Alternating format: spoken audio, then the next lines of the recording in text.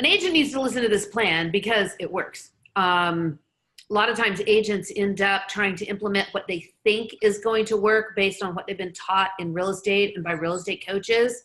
And they end up speaking real estate language to a different culture, another group of professionals who speak different languages. Why go after divorce business? An agent should consider going after divorce listings through divorce attorneys because, frankly, there is a huge need for our services in the family law community. There are over 1 million divorces filed every year, and because our industry has truly underserved the family law community. Family law attorneys, courts, as well as family law litigants really need realtors who know what they're doing and who are trained up in that environment to be able to properly serve the void. It's really kind of wide open. What are the benefits of getting a listing referred to you by an attorney? Well, when I get a listing referred to me by an attorney, it's very, very high up there on sort of the totem pole of quality of leads. So when I'm referred by their attorney, it's about the strongest referral that the person could probably get. In addition to that, I oftentimes get appointed by the court. So if I am in a court order, my name is in a court order, then the court has actually ordered the parties to list their property with me. Are you still paid full commission? Oh, yes. So how does someone approach an attorney for an appointment? Well, to approach an attorney is there's a bit of a dance that has to go on. I think that a lot of realtors try to go into an attorney's office and meet directly with the attorney first and foremost. I would not recommend that. I would recommend that a realtor either contacts the receptionist or just pops in to the law office and drops off some information about who they are and about the services that they provide.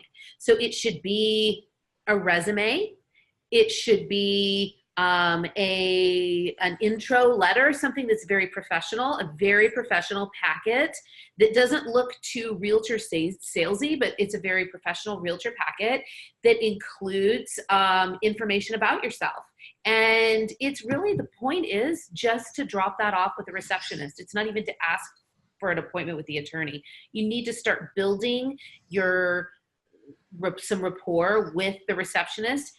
Have the receptionist give that information to the attorney, and then you slowly follow up. This isn't where you put somebody on a 10 days of pain or an 8x8 campaign and pound them once, every day for 10 days or once a week for 8 weeks. It's a much more soft approach than that. And it's a bit of a longer game. This is marathon business building. How does someone build a list of family law attorneys to approach? Honestly, you can go, one of the best places to go is actually on Avvo, avvo.com. That is sort of a Zillow almost, if you will, for their industry, without the product of a house, but it's really a database of attorneys who go on to Avvo, they subscribe to Avvo, and they will respond to questions and stuff like that. I would recommend going to Avvo, avvo.com, and you can limit your search by family law attorney and by location and that sort of thing. So that's what I would recommend doing. And just build it in addition to anybody you maybe already know or offices that you drive by. What's your recommended approach system as far as how many attorneys a week to reach out to? I recommend 100 attorneys. So if you get a list of 100 attorneys, think about it. If 50% of those attorneys gave you one listing, that's a humongous book of business. So I would not recommend getting more than 100 attorneys. It's just too much to keep up with. So I would recommend 100 attorneys and then pop by their office once a week. And usually I built my business doing 10 a week. So we would do 10 a week for 10 weeks, and then we would repeat it again.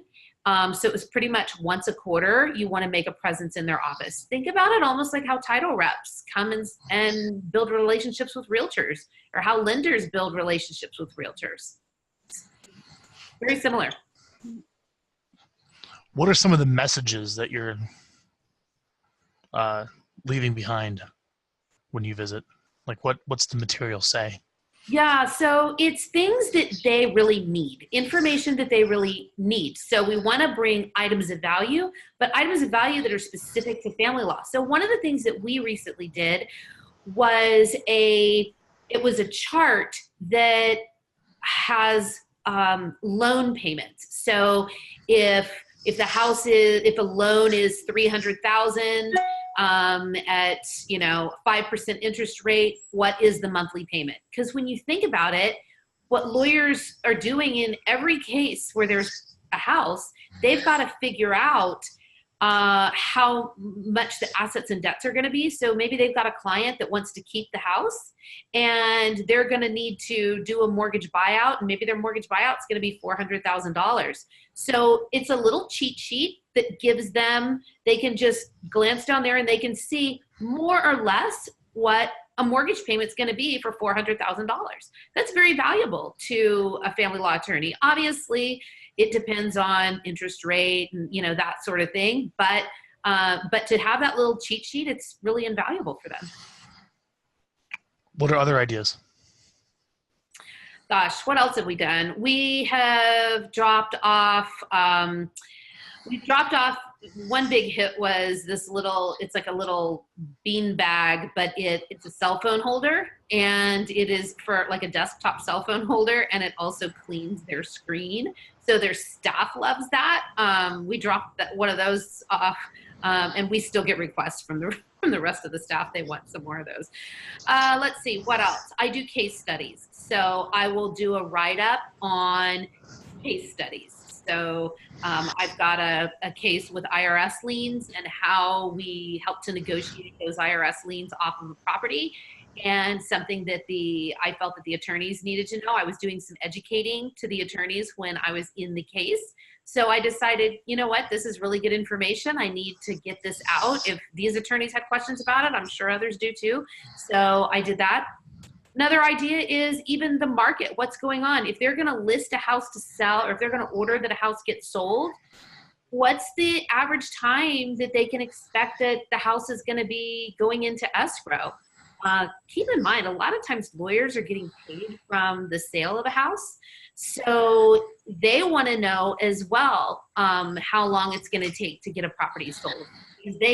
Their accounts receivables are dependent on that. So that's something else. I always give once a quarter, I give market updates to them, letting them know what days on market is, or prices going up or down. Make it super simple, but it's not anything unlike what you already give to probably, your own farm or your own sphere of influence. That's another thing that's really important to them.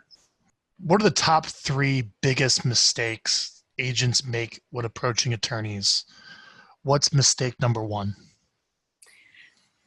So the top 3 things that realtors do that sabotage their ability to earn the business. Mistake number 1 is they're too pushy. They stop by their office, they call, they email, they call again. They just keep pounding them to the point where they become a nuisance. So lawyers don't like to be sold to. They don't like salespeople generally. So they want somebody who's like an expert, who's a colleague. So mistake number 1 is a realtor's approach is just way too salesy and way too pushy. Mistake number 2 would be that a realtor really doesn't have anything to offer other than other than something any other realtor has. There's really not anything that is special. They don't know family law. They don't know the divorce process. They don't know what their role is to be a neutral. So they're not able to really speak the language. They're not able to identify what lawyers need from us. So that is really mistake number 2. I would say mistake number 3 is showing up with unprofessional materials. I've got a lot of attorneys that I know who send me stuff that other realtors do. They'll email it or they'll take a picture of it or something and they will send it to me. And they're very unprofessional. It's done on poor print quality. It's done, maybe it's black and white stuff, or it just doesn't look very professional. So that would be mistake number 3. How does the first meeting go when you actually get an appointment? Sure. So what we recommend is that you get an appointment. Your first appointment is either going to be a 15-minute meet and greet, or it's going to be a power lunch, one of the two. And that's just going to depend on your schedule, their availability, their willingness to meet with you. So a 15-minute meet and greet, that's just in their office.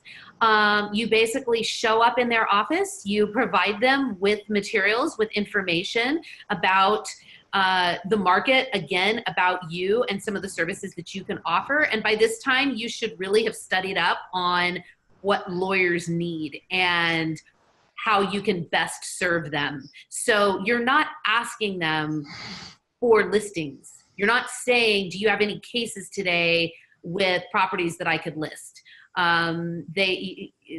You're coming from contribution always. You become an indispensable resource to them. So that is what a 15-minute meet and greet really is about. You're in and out. Lawyers bill by their time. So the longer that you're sitting in a lawyer's office, the more time that they are not able to bill. So you want to be in and out. The other one-on-one appointment we do is a power lunch. So that's just simply, it's a business-to-business networking lunch. You take them out to lunch.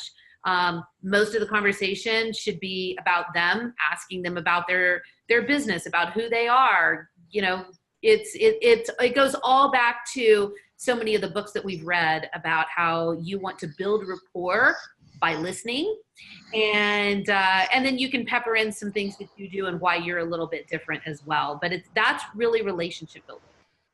So how do you get the referral? How does the referral happen? So when a lawyer has a case, it could be anywhere from maybe they have just recently retained a case and they know the house needs to be sold, all the way to any time between, from that point all the way to the time of trial. Anywhere in there, the house is going to be addressed. And if the house needs to be sold, then the attorney will usually tell their client to give me a call, or most of the time the attorney has already spoken to the other attorney about me, and they have both mutually agreed that I will be the realtor that they're going to utilize. So then I either get a phone call from one of the clients that says, my attorney recommended you and I need to list my home, or I get a copy of a court order that either gets faxed to me, or yes, lawyers still use fax machines. So it'll either get faxed to me or it gets emailed to me. And it's just basically a cover letter letting me know that I've been appointed in a case, and it'll have a copy of the court order that shows that I've been appointed to list and sell the property as the court's expert. So those are the two ways typically that the calls come into my office. How do you get paid? I get paid from the sale of the house, just like any other realtor does. I get paid my commission at escrow closing. Sometimes I am also retained to be the court's expert not in sales, but also for sometimes they need fair market valuations, or they need some sort of other real estate expert. So I will be retained, and I charge an hourly rate to be an expert to testify. So that's that's a little bit different than being a listing agent. How much can you charge? My rate's $3.50 an hour. So there's not really anything that is capped on that, but or any guidelines for that. But my rate is $3.50 an hour for expert testimony or any expert work. How do you handle the complex of emotions of a divorce case? Well, knowing that every divorce listing is probably going to be high conflict. There's going to be some conflict of some kind. There's going to be pain, hurt, anger, denial, depression, all of that. So just knowing that that is the case, not being shocked by it, not taking things personally. There's going to be one party that's happy. There's going to be another party that's not happy with me. That tends to be the case. And that's not me personally. It's just, that's the nature of it. One spouse doesn't want to sell and the other one does want to sell. So it's having a thick skin, having rhino skin, really, but also having compassion while you still have to have the authority to get the property sold and the job done. So I'm very clear when I get a call that comes in. We have a very streamlined process on how it goes, and I'm very much in control of that process. So we get an intake, a call comes in. Kimberly, who is my right hand, she does an intake. She tells them what's coming next. I will be doing a walkthrough. I am only at the house for 10 or 15 minutes, and then we set another appointment for a listing at my office. So we are very much in control of the process, and I think that really helps. We cannot let the parties be in control of the process because, as we know, we're the professional and they are going through a very tough time. So they need somebody who's going to take control of the process. So how many relationships do you have with attorneys in your current practice? I have somewhere in the neighborhood of 250 to 270 that I've built up over time. I certainly didn't start out that way, but I've built up over time. I've got about 250 to 270. And how do you maintain relationships with that many attorneys? Yeah, so the way that I maintain relationships, I do send emails out. So every 3 weeks, they're getting an email from me about real estate. Again, these are they're beefy newsletter like style updates. It's actually not even newsletter style. It's more just me getting in front of an email and typing. So I don't have like a header and a border and all of that sort of thing in my emails. It's just very plain text. So I send them every 21 days. I'm sending them something. It's usually something that's come up, maybe issues that I've had that have come up that I think that need to be sent out.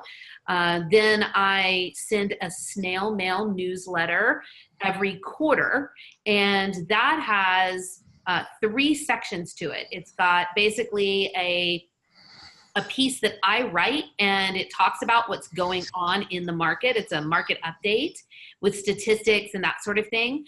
Then I have a lending update. So my lending expert colleague who handles buyouts and loans for people who are going through divorce, she will write a piece having to do with any sort of interest rates, loan guidelines, maybe some credit issues, that sort of thing. And then the third piece is a case study. So it'll be a case that I had. Names are changed, of course. It'll be a case study. So that's my snail mail newsletter that goes out once every quarter. And then I also book 2 in-person meetings every week. So I will either take an attorney to lunch or I will do like a lunch and learn in their office. I also do client events. So I do 2 what's called MCLEs. So these are evening dinners that I host, and I have a guest speaker come in and they get continuing legal education credits for it, approved through the state bar. And I do 2 of those a year.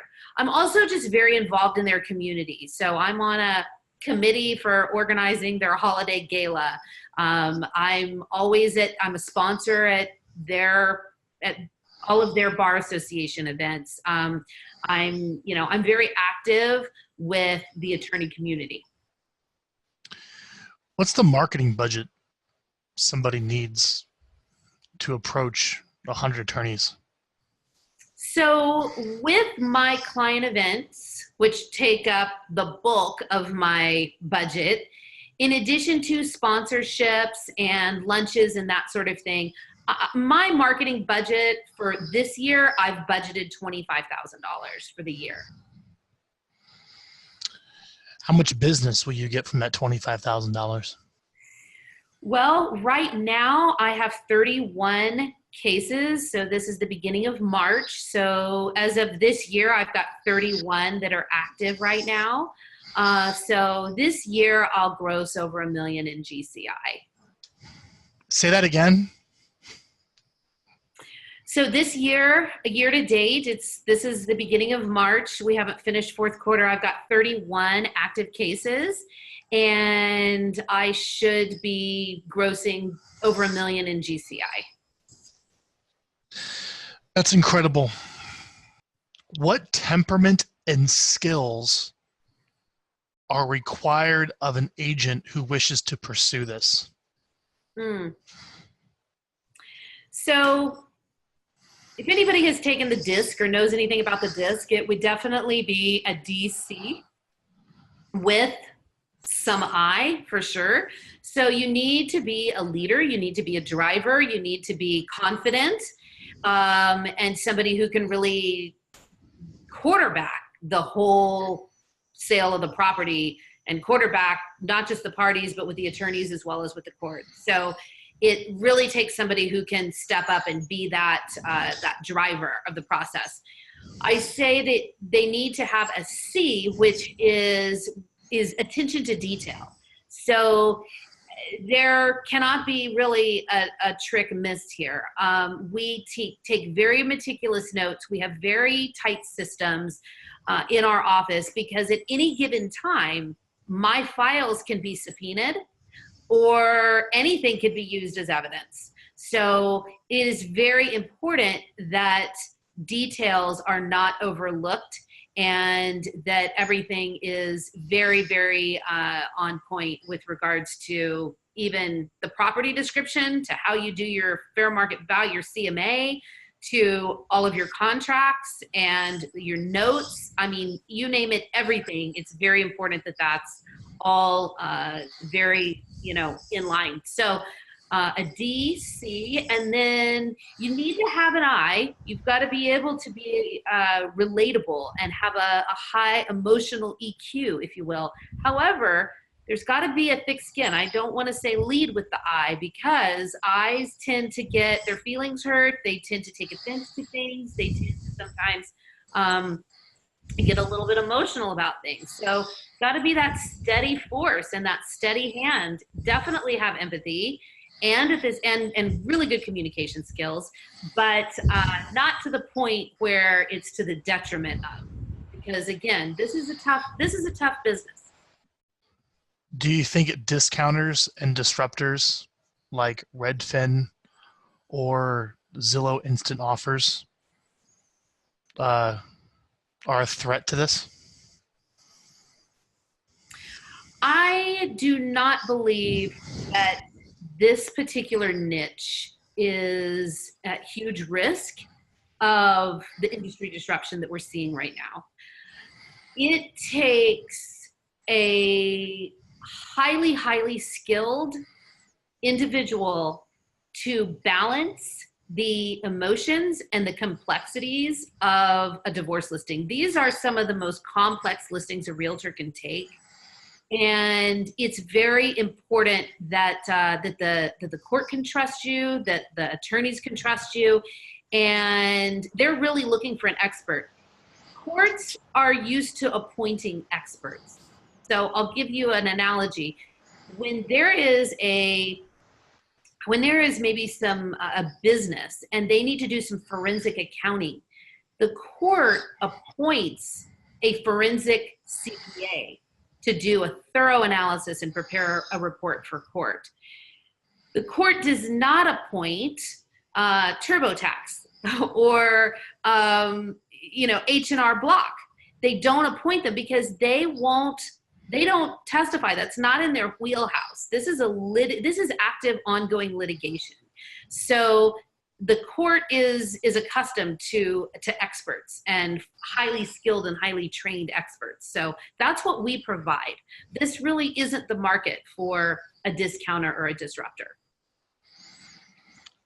How does an agent learn the complex skills to navigate a divorce case? Well, the way I learned it was through 14 years of experience and hanging around attorneys and going to a ton of attorney trainings, actually. That's how I learned it. What I have done is really packaged this and distilled all of the information that is very pertinent to realtors.